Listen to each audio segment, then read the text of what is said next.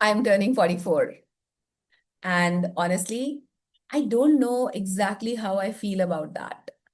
44 sounds quite grown up. And yet, inside my head, there are days when I feel like I'm about 22 and completely making things as I go along. So I started thinking about my life. 44 years. What have these 44 years actually taught me? I could make a video about my achievements. But when I look back, I don't think those are the things that shaped me the most.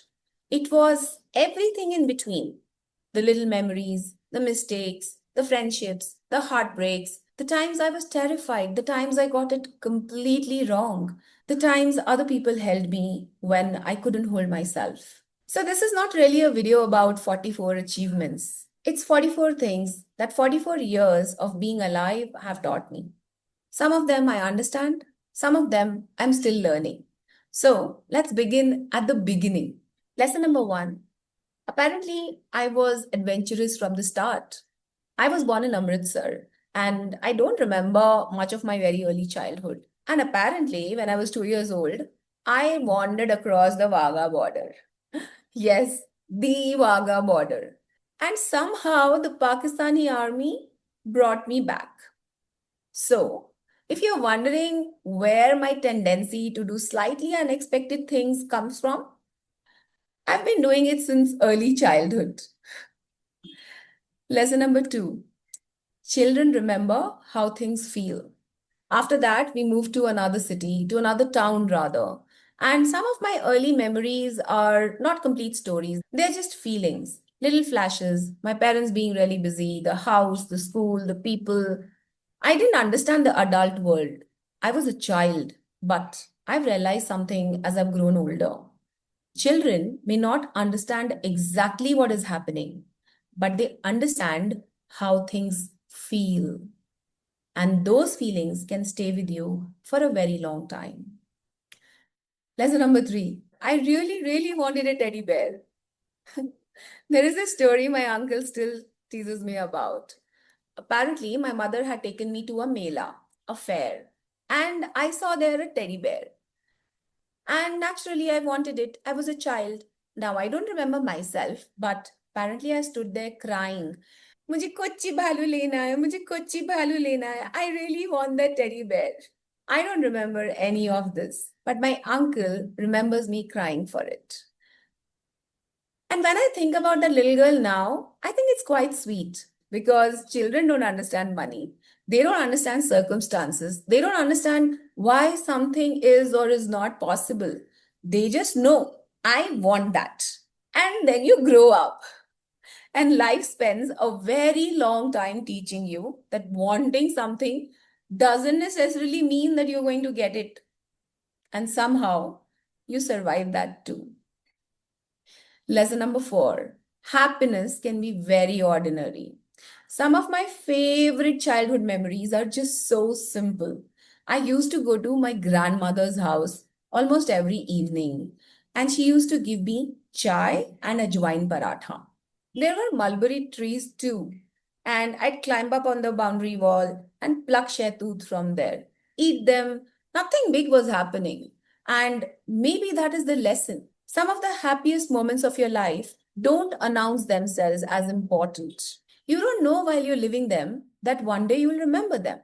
Sometimes happiness is just chai, ajwain ka paratha, your grandmother's house, and an ordinary evening. Maybe we should respect ordinary happiness a little more. Lesson number five. I was a very naughty child. My mother used to say, इसके चेहरे से ही शरारत झलकती है. Apparently, you could see mischief on my face.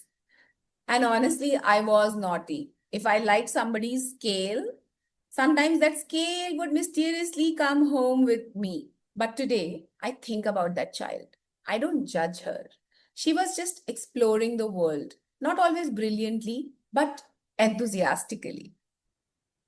Lesson number six: being naive doesn't mean you are stupid. I was also very bondu, very innocent.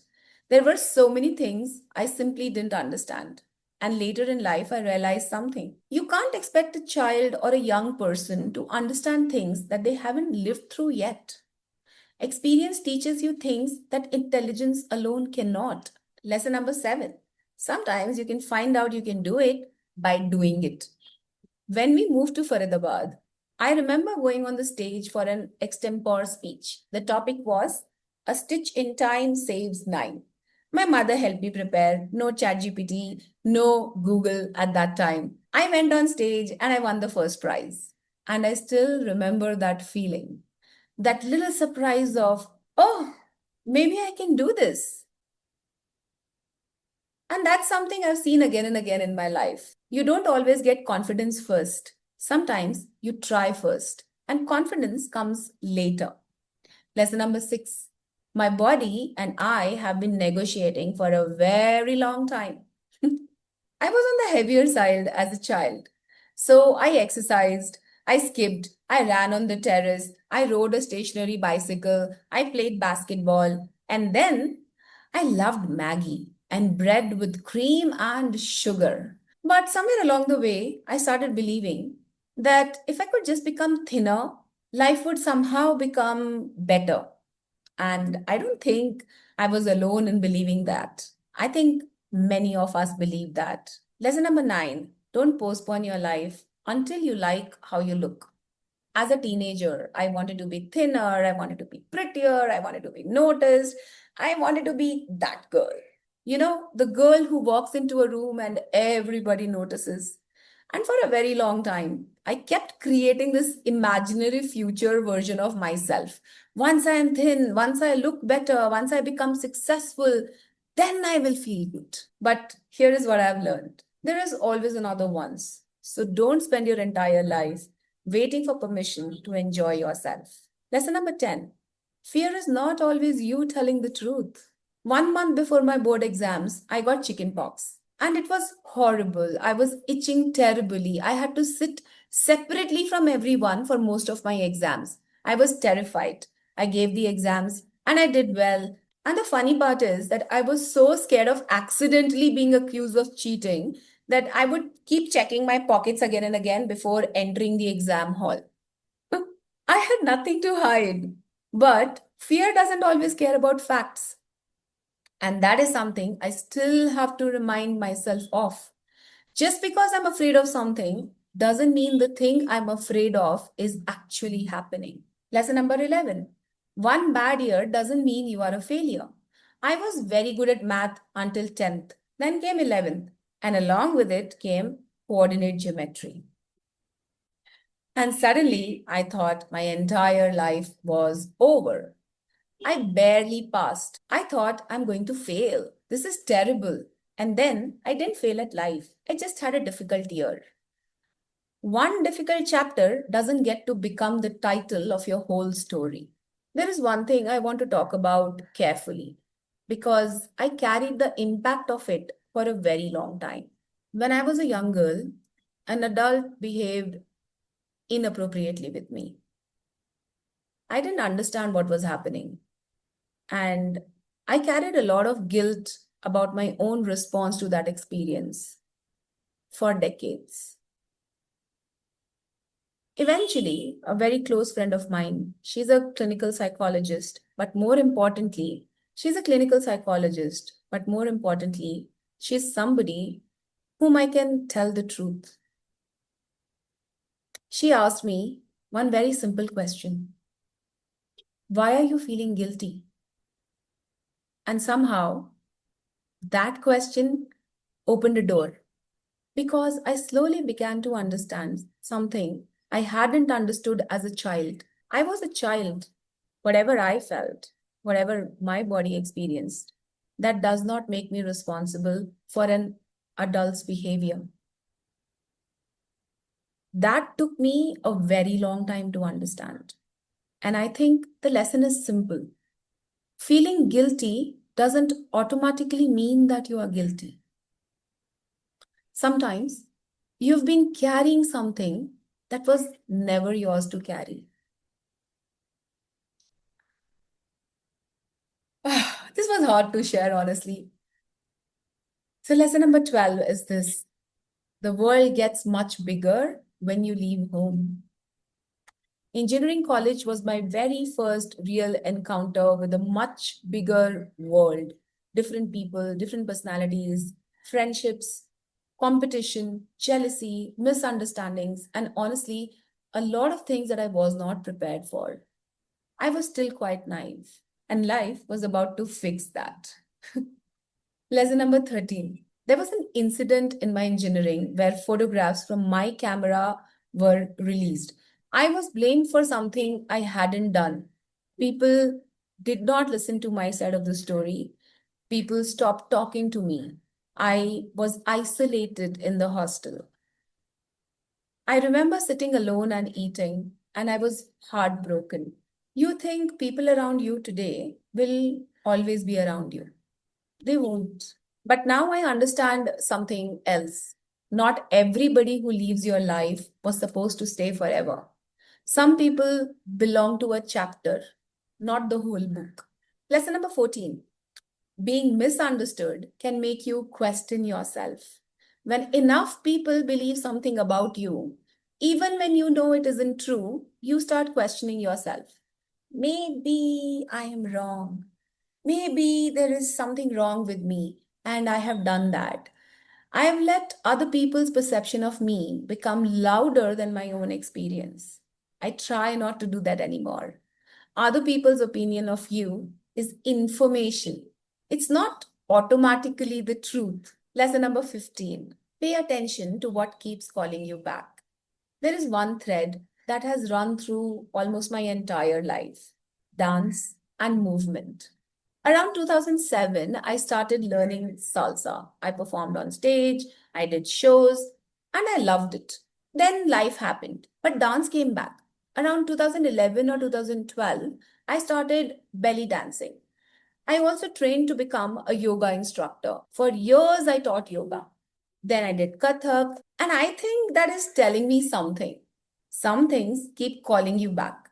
Maybe you should listen. Lesson number 16. Keep something in your life that you don't have to measure. Almost everything in my life has involved measurement: marks, weight, salary, performance, career, business, followers, results.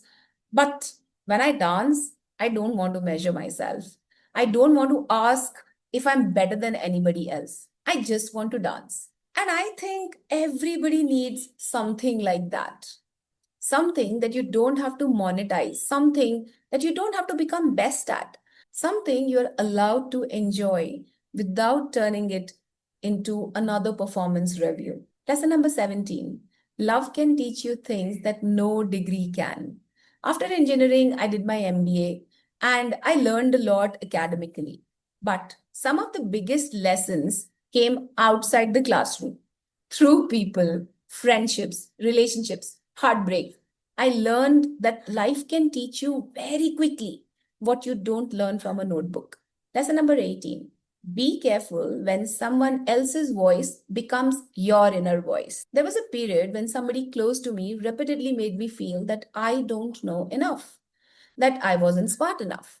And when someone tells you something again and again, you start believing it, even if you didn't believe it before. So now, when I hear a very harsh thought inside my head, I try to ask myself, is this my voice? Or did somebody teach me to think this way about myself? This question has helped me a lot. Lesson number 19. Chemistry and compatibility are not the same thing. I have had relationships where the attraction was very strong and the compatibility was terrible. And those are two completely different things. You can want someone very much and still not be good for each other. You can have intense chemistry and still not have a peaceful relationship. It took me a while to understand that one. Lesson number 20. Attention is not same as love. When you are lonely or vulnerable or insecure, attention can feel very powerful. It feels good, but attention is not automatically love. And love is not automatically a healthy relationship. Lesson number 21. You can know something is wrong and still stay. I have done this many times. I've known something wasn't right. I've felt it in my body. I've thought it. I've said it. And I've still stayed. Because I hoped, because I was attached, because I was afraid, because leaving honestly felt harder. And I have learned that knowing the truth and acting on the truth are two very different skills. Lesson number 22. Intensity isn't always intimacy. Constant drama isn't necessarily passion. Constant fighting isn't necessarily love. Constant longing isn't necessarily connection. Sometimes peace feels boring when you have spent too long around chaos. But peace is not boring. Peace is underrated. Lesson number 23. You cannot make somebody emotionally available. I have tried. I've explained. I've waited. I've hoped. I've thought maybe if I loved better or communicated better or waited longer, something would change. But eventually, you have to accept who somebody is showing you they are. You cannot do another person's emotional work for them. Lesson number 27. Sometimes you know who you want in your life. About 10 years ago, when I was working in my last company, I met one of my closest friends. I call her my alter ego. And I remember thinking, I want this person in my life. So I pursued the friendship. I literally called her every single day for months. And somehow that became our thing. And 10 years later, we still call each other every single day. Sometimes friends can become your home. Lesson number 25. The right person feels safe enough for the truth. She knows almost every version of me: the polished version, the messy version, the ambitious version, the heartbroken version, the confused version, the version that makes very bad decisions. She knows all of them, and she is still here. She was also the person I eventually spoke to about something that I had carried guilt about for decades. She didn't judge me, she helped me see it differently. And I think that's what a safe relationship does. It doesn't require you to be perfect, it gives you enough safety to be honest. Lesson number 26. You don't need hundreds of people. I have had many friendships. Some stayed, some didn't. But today, I value the people with whom I can let my armor down. The people with whom I can say, I am scared, I made a mistake, I'm confused, I don't know what I'm doing. And they don't disappear. You don't need hundreds of people who know your name. You need a few who know the truth. Lesson number 27. Your boss's recognition is not your worth. I started my career in 2007. I worked hard. I remember organizing a large event at a luxury hotel with around 60 leaders. I was proud of what I had done, but the recognition I hoped for didn't come. At the time, it hurt a lot. But now I understand something. Recognition is nice, it feels good. But don't give somebody else the power to decide whether your work had value. Lesson number 28. Sometimes leaving is the answer. Eventually, I moved to another company, and years later, I left that one too. Both decisions were scary, and I've learned something. You don't always leave because you have the next 10 years of your life perfectly planned. Sometimes you leave because you know you can't stay. Lesson number 29. You can be successful on paper and still be struggling in private. I had a good career, professional credibility, responsibilities, achievements, and parts of my personal life were still a complete mess. Those two things can exist together. Lesson number 30. Time investment is not a contract with the future. This applies to jobs, to relationships, to friendships, to businesses. Just because you've spent 10 years somewhere doesn't mean you have to spend next 10. You can say this mattered and now it's over. That isn't always failure. Sometimes it's wisdom. Lesson number 31. You cannot keep everyone happy without eventually losing yourself.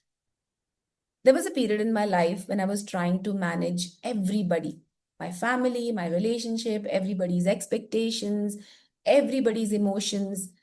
and I stopped listening to myself.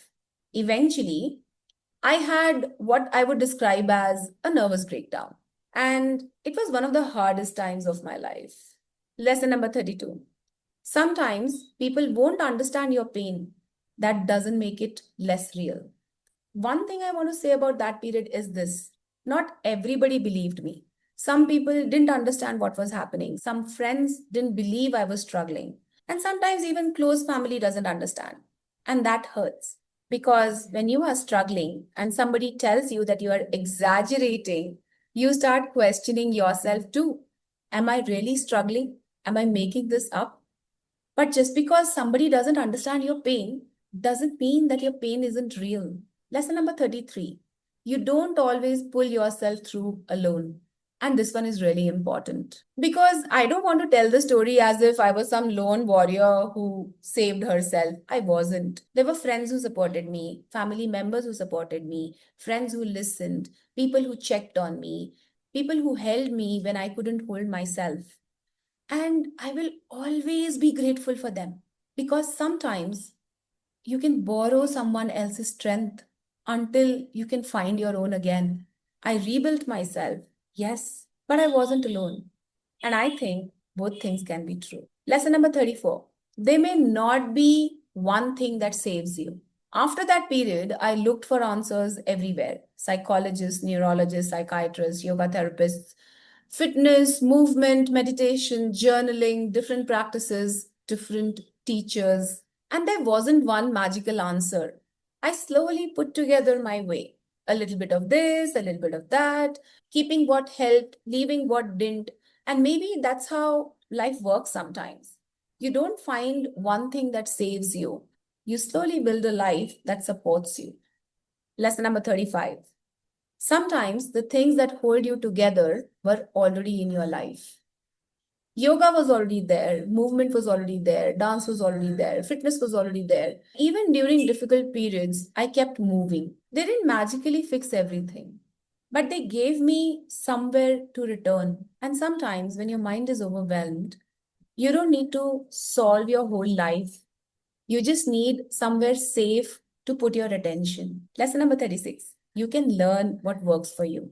I became my own experiment. I observed myself. I tried things. I changed things. I kept learning. I explored movement, meditation, journaling, fitness. And eventually I learned you don't have to copy somebody else's formula. You can learn your own. Lesson number 37. Growth should come from care, not hatred. There was a period when I became very focused on my fitness. I built a body that I was incredibly proud of. I came down to about 56 kilos. I went to Goa. I did a bikini shoot. And at the time, I was very proud of myself. And I still am, to be honest. But today, I understand something else. Self improvement can quietly become self rejection. I don't want to grow because I hate myself. I want to grow because I care about myself. Lesson number 38. You cannot save everyone that you love. In 2021, in the second wave of COVID, my dad caught COVID. I went home for several months. My mother was also struggling, and suddenly there was a lot to take care of. And I tried to hold everything together. But you eventually realize you can love someone deeply and still not be able to control what happens to them. That's one of the hardest things about loving people. Lesson number 39. Sometimes strength is just doing the next thing. It was difficult. There was worry, there was exhaustion, but things still had to be done. So I did the next thing and then the next. And sometimes that's all strength is: not feeling powerful, just continuing. Lesson number 40. Fear can stay in body long after the moment is over. When I was in school, I had an incident in Haridwar, in Ganga. I remember suddenly being underwater. The strongest image I have is that of green water, my clothes floating around, and me not knowing how to come back up. My mother somehow pulled me up. Years later, I learned swimming to get over this fear. And now, years later, I learned swimming to get over this fear. And now I am relearning it. And here's the interesting thing: I know how to swim and still Some part of me gets afraid. So I've learned not to bully myself for that. Some fears take time. You can teach yourself safety slowly. Lesson number 41. Courage is not absence of fear. I used to think brave people weren't afraid. I don't believe that anymore. I've been afraid when I traveled alone. I've been afraid when I left relationships. I've been afraid when I changed careers. I've been afraid about starting again. And now, while getting back into water, courage is not, I'm not scared. Courage is sometimes simply, I'm scared and I'm still going to take one more step. Lesson number 42. You are more capable than you think. At one point, I had an opportunity to study abroad and I didn't take it. I was scared. How will I manage? And years later, I traveled alone to UK, London, Windermere, Edinburgh. I met people. I figured things out and I realized I often underestimated my ability to figure things out. Maybe you do too. Lesson number 43. You can make a mistake without becoming a mistake. I've made mistakes, a lot of them. I've trusted the people I shouldn't have. I've stayed too long. I've reacted from fear. I've made decisions from loneliness. I've done things that I wouldn't do today. And I'm not proud of everything. But I don't want to confuse these two sentences. I made a mistake and I am a mistake. They are not the same thing. Lesson number 44. You don't have to go back. You can go forward. For a long time now, I've said something like this. I want to go back to the old Pari, the fitter Pari, the more disciplined Pari, the more focused Pari, the happier Pari. But recently, I've started asking myself, why am I trying to go backwards? She was who she was supposed to be then, and I am not her anymore. And that's okay. I have been so many versions of myself. And now this woman, 44, still learning, still dancing, still building, still making mistakes, still trying to understand what makes a life feel good, not just look good. And maybe I don't need to go back and find the old me. Maybe I need to meet the next me. So that's my 44. Not a perfect life, not a straight line, not a story where everything worked out neatly. Just a life. A little girl who apparently crossed a border, a little girl who wanted a teddy bear, a child who loved chai and ajwain biscuits, a girl who wanted to be thinner, a student who was scared of failing, a young woman who learned about people the hard way, a woman who carried guilt that wasn't hers for too long, a woman who found yoga and dance and kept returning to them, a woman who found friends who became safe places, a woman who worked hard, a woman who sometimes felt unseen, a woman who tried to keep everybody happy and eventually broke down. A woman who wasn't understood by everyone, but was held by some people, and who slowly learned to hold herself too. A woman who traveled, who loved, who lost, who left, who started again. And now, a 44-year-old woman who's still figuring it out. And strangely, I'm okay with that because I don't think the goal of life is to become someone who has no problems. I think maybe the goal is to become someone who can meet life as it is, the good, the bad, the messy, the beautiful, the unfinished, the unwritten, and still say, I'm glad I'm here. I want to experience myself a little more. I want to dance. I want to move. I want to laugh. I want to build. And I want to love well. I want to be present for a life that is actually happening. I don't want to spend the rest of my life to become somebody I used to be. I want to meet the woman I am becoming. So here's to 44, to the little girl I was, to every version of me that got me here, and to the woman I haven't met yet. I don't know honestly exactly who she is, but I'm curious. And right now, I think that's enough. Happy birthday to me. And if you're watching this, maybe don't ask yourself today, what have I achieved? Maybe ask yourself, what has my life taught me? Because sometimes the life we keep trying to fix has quietly been teaching us how to live. And maybe we don't need to become somebody else. Maybe we just need to come a little closer to ourselves. I don't want to perform my life anymore. I want to live it. And when I don't know what comes next, I'll keep moving. Because apparently that's one thing that I've been doing all along. Here's to 44. I'll see you in the next video. Bye.